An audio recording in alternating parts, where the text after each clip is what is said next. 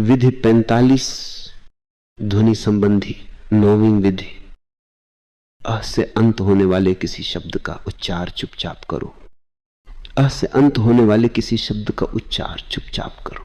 अ से अंत होने वाले किसी शब्द का उच्चार चुपचाप करो। श्वास बाहर गई, इसलिए अह से अंत होने वाले शब्द का उपयोग है। ये अ अर्थपूर्ण है, क्योंकि जब तुम आहा कहते हो वो तुम्हें पूरी तरह खाली कर देता है।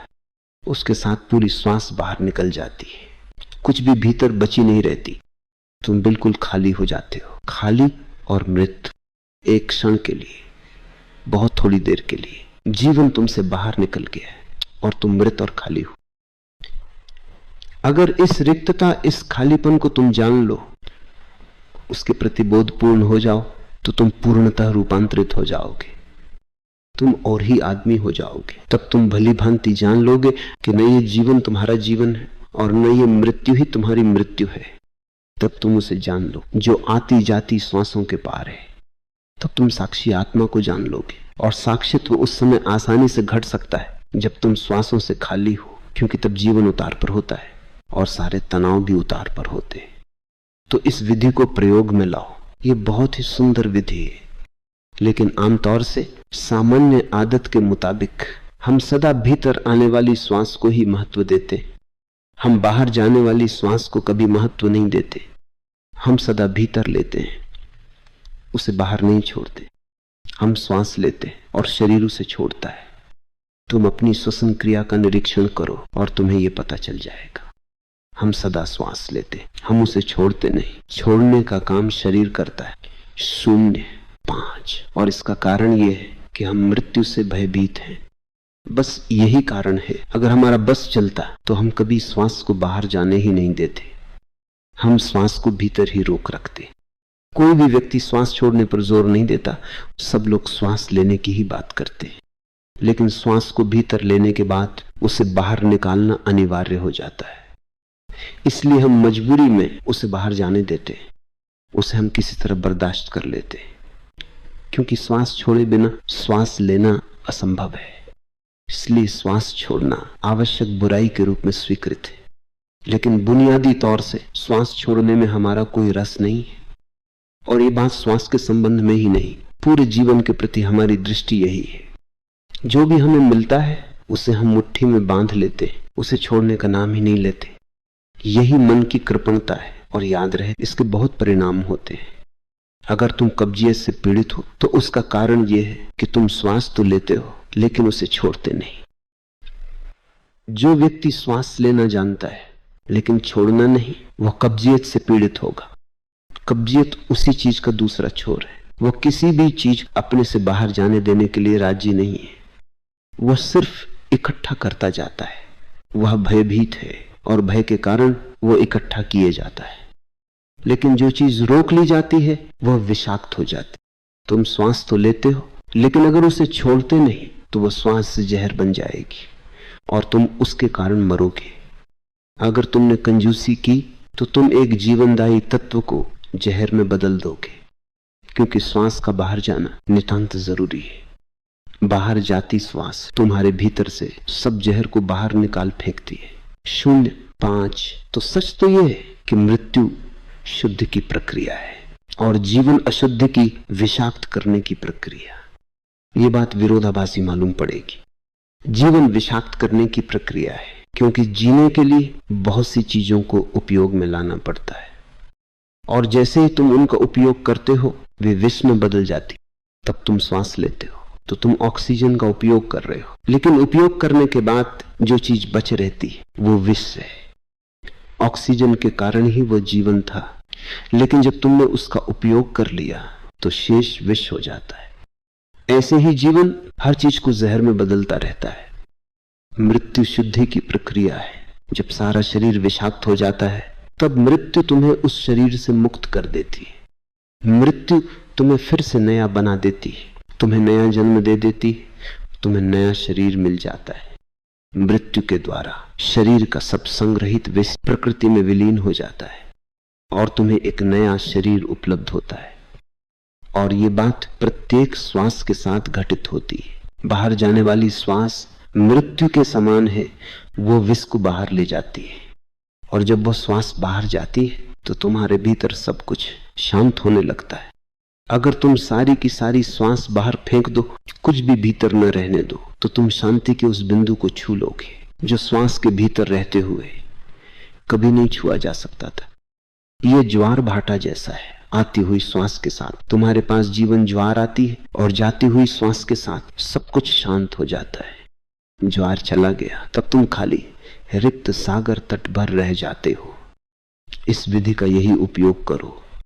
आ से अंत होने वाले किसी शब्द का उच्चार चुपचाप करो, बाहर जाने वाली श्वास पर जोर दो। और तुम इस विधि का उपयोग मन में अनेक परिवर्तन लाने के लिए कर सकते हो। अगर तुम कब्जियत से पीड़ित हो तो श्वास भूल जाओ, सिर्फ श्वास को बाहर फेंको। श्वास भीतर ले जाने का काम शरीर को करने दो, तुम छोड़ने भर का काम करो। तुम श्वास को बाहर निकाल दो और भीतर ले जाने की फिक्र ही मत करो। शरीर वह काम अपने आप ही कर लेगा, तुम्हें उसकी चिंता नहीं लेनी है। उससे तुम मर नहीं जाओगे, शरीर ही श्वास को भीतर ले जाएगा।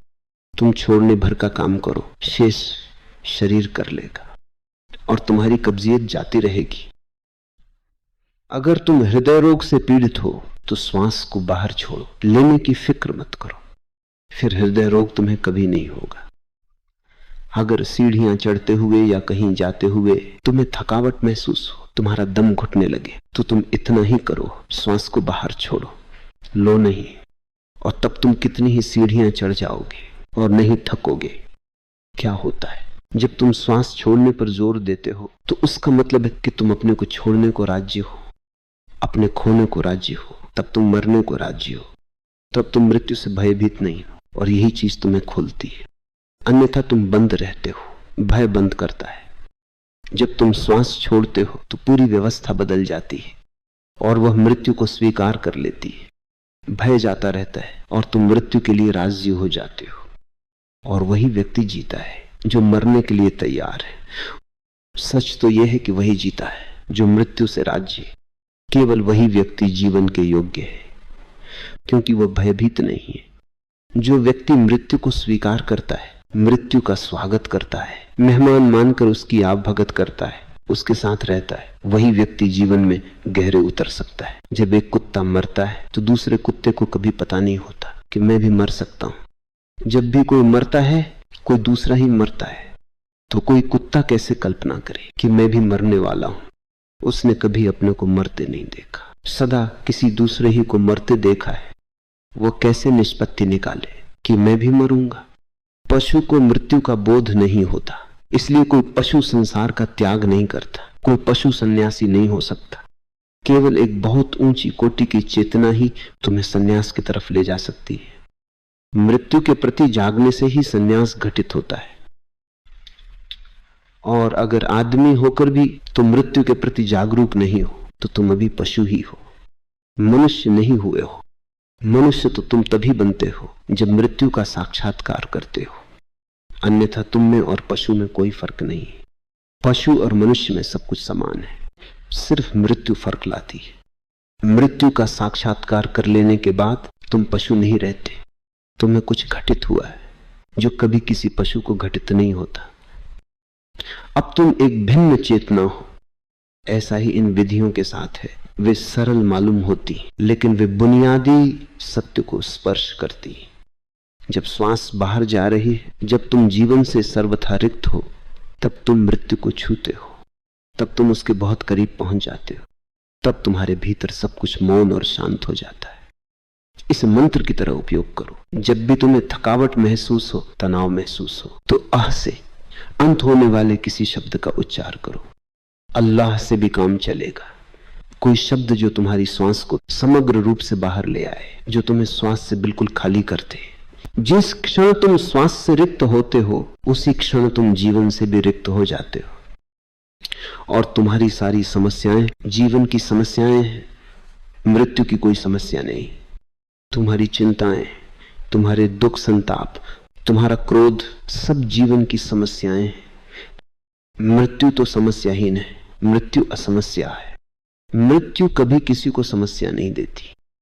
तुम सोचते हो कि मैं मृत्यु से डरता हूं, कि मृत्यु समस्या पैदा करती है। लेकिन हकीकत यह है कि मृत्यु नहीं। जीवन के प्रति तुम्हारा आग्रह, जीवन के प्रति तुम्हारा लगाव समस्या पैदा करता है। जीवन ही समस्या खड़ी करता है। मृत्यु तो सब समस्याओं का विसर्जन कर देती है। तो जब श्वास बिल्कुल बाहर निकल जाए, आह कहो, तुम जीवन से रिक्त हो गए। उस क्षण अपने भीतर देखो। जब श्वास बिल्कुल बाहर निकल जाए, दूसरी श्वास लेने के पहले उस अंतराल में गहरे उतरो जो रिक्त है, और उसके आंतरिक मौन और शांति के प्रति सजग हो। उस क्षण तुम बुद्ध हो। और अगर तुम उस क्षण को पकड़ लो तो तुम्हें वह स्वाद मिल जाएगा जिसे बुद्ध ने जाना। और एक बार यह स्वाद जान लिया गया तो फिर तुम उसे आने जाने वाली श्वास से अलग कर सकोगे। फिर श्वास आती जाती रह सकती है और तुम चेतना की उस अवस्था में रह सकते हो। वह तो सदा है। फिर उसे उघाड़ना है, और उसे उस समय उघाड़ना आसान होता है जब तुम जीवन से, श्वास से रिक्त होते हो। और जब श्वास बाहर निकल जाती है तब सब कुछ निकल जाता है। इस क्षण किसी प्रयास की जरूरत नहीं है।